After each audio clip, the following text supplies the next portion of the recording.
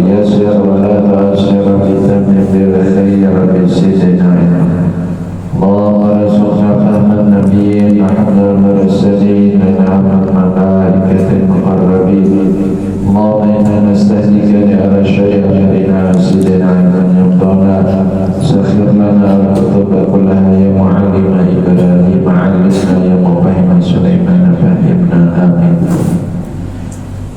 Bapak Ibu hadirin hadirat yang berbahagia, alhamdulillah kembali kita bersyukur kepada Allah Subhanahu wa taala karena pada saat ini Allah Subhanahu wa taala dengan kudratnya, kuasanya, iradatnya, kehendaknya, rahmatnya, kasih sayangnya, taufiknya, kekuatan darinya Allah Subhanahu wa taala mudahkan kita untuk bisa datang berhadir di majelis yang paling mulia, yaitu majelis ilmu. Kembali kita melanjutkan pembacaan kitab Mukhtarul Ahadits, kitab yang berisi mutiara-mutiara hadis baginda Rasulullah sallallahu alaihi wasallam yang disusun oleh seorang ulama besar dari negeri Mesir yang bersambung nasabnya mata rantai darah beliau kepada baginda Rasulullah SAW, yaitu As-Sayyid Al-Habib Ahmad Al-Hashimi rahimahullahu ta'ala. Dan kitab beliau ini termasuk kitab yang mendapat banyak keberkahan karena sampai hari ini di pondok-pondok pesantren kitab beliau ini terus dibaca. Nah, ini menunjukkan ujar ulama salah satu alamat keikhlasan sang pengarang kitab ini, Habib Ahmad Al-Hashimi, dan menunjukkan kitab ini membarakat jarang baca. Hadis selanjutnya, hadis yang ke-32 urutannya di dalam kitab ini.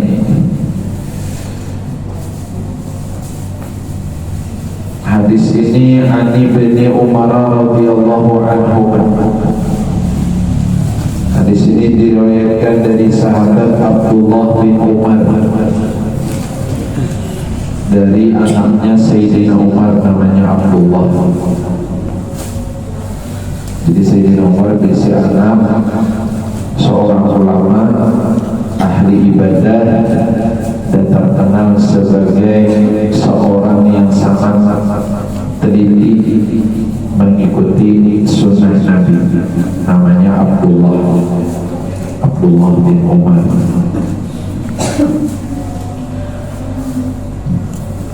Ujar sedikit bahwa Rasulullah sallallahu alaihi wasallam bersabda, ij'alu min salatikum fi buyutikum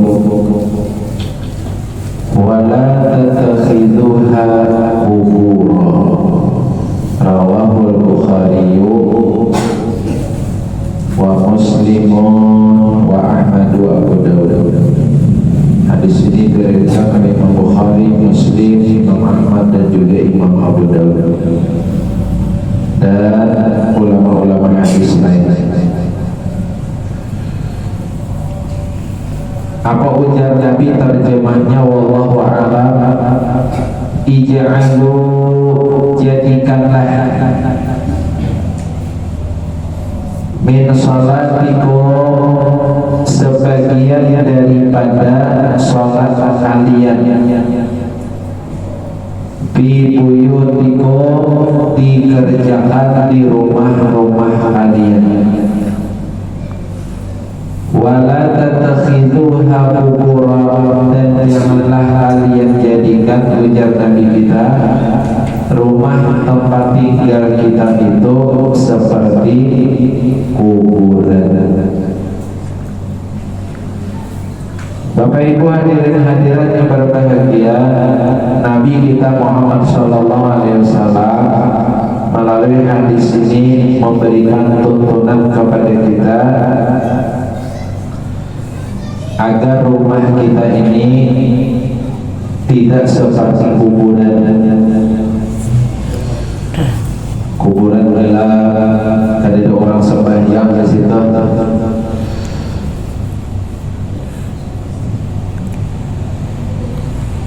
Nah, maka ujar Nabi,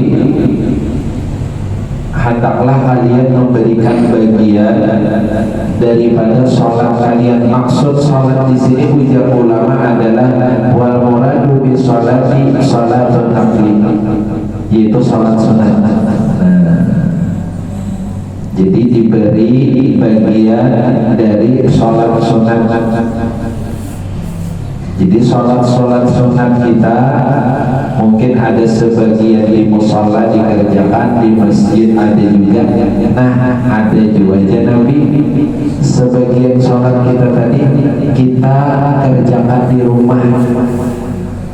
Supaya apa? Selain rumah kita supaya jangan sama kuburan, ujar ulama, litaquda barakatuha 'alal buyuti wa ahliha. Supaya keberkahan sholat itu datang di rumah itu dan akan melimpah kepada para penghuninya. Nah, makanya ada di dalam hadis yang lain Nabi memanahkan juga nawiru buyutakum bisolah wa qiraatil Quran. Nah, jadi Nabi cahayailah rumah kalian dengan sholat kalian. Nah, maksudnya adalah ujar ulama tadi sholat sunat. Nah, ada pun sholat wajib. Nah, khususnya bagi laki-laki ini bagusnya melaksanakannya di masjid atau mushola. Bagusnya supaya apa? Supaya kampung kita itu ada syiar Islam. Nah, jadi sembahyang berjamaah itu ujar Syekh Muhammad Al-Banjari di dalam kitab Sidir Sabilal Muhtadin sebagai syiar untuk menunjukkan bahwa di kampung itu ada orang Islam, di kampung itu orangnya kuat beragama, bukti kuat beragama. Nah, itu ada salat berjamaah. Nah, itu namanya syiar. Syiar itu menunjukkan dan mesti ditampakkan yang namanya syiar. Nah, jadi sembahyang berjamaah ini mesti ditampakkan. Nah, jadi memang ada amalan-amalan yang karena ini adalah syiar Islam mesti ditampakkan. Seperti apa? Sembahyang berjamaah. Nah, coba mau kalian sembahyang berjamaah. Nah, ternyata dulu ada ya Allah. Nah, orang atas sembahyang atau orang-orang muslim yang datang ke tempat di situ bingung di mana nih perkampungan muslim. Nah, yang mau ada nih ada damar talinya kalau ada nih. Nah, itu kan bila ada, nah itu kan seruan memanggil orang-orang muslim lainnya untuk berkumpul di tempat itu. Tujuannya untuk apa? Melaksanakan sembahyang berjamaah. Nah, apakah itu mushola atau masjid? Nah, mushola orang lebih pengunci lah, siang juhur asar ibarat pengunci adalah. Namun masjid ini maka mengkawal janganlah, karena kita pernah menemui lah, ya Allah, yang mungkin lagi musim tuh gimana, lagi musim pengatang kira-kira habisan sarangnya. Nah, jadi ya kita bayar sampai di muka masjid tadi, apa nih masih pengunci nih, waktu itu juhur lah. Kadang-kadang kita menyambut lah, pokoknya ya daerah Banjar aja, cuma Banjar ujung ujung mana nih itu sekali menemui itu di Baile kan, coba bayangkan tuh berarti kaumnya berumah, imamnya berumah, ya oleh jamaahnya berumah. Nah, cuma kalau kita mengikuti pendapat Imam Ahmad bin Hanbal lah, sini supaya berjamaah itu wajib umumnya. alasan sidin Nabi hendak membakar aja Nabi, aku hendak banget membakar rumah orang-orang yang ada sembahyang berjamaah. Lalu dari Imam Ahmad bin Hanbal, Nabi ini ada keinginan hendak membakar.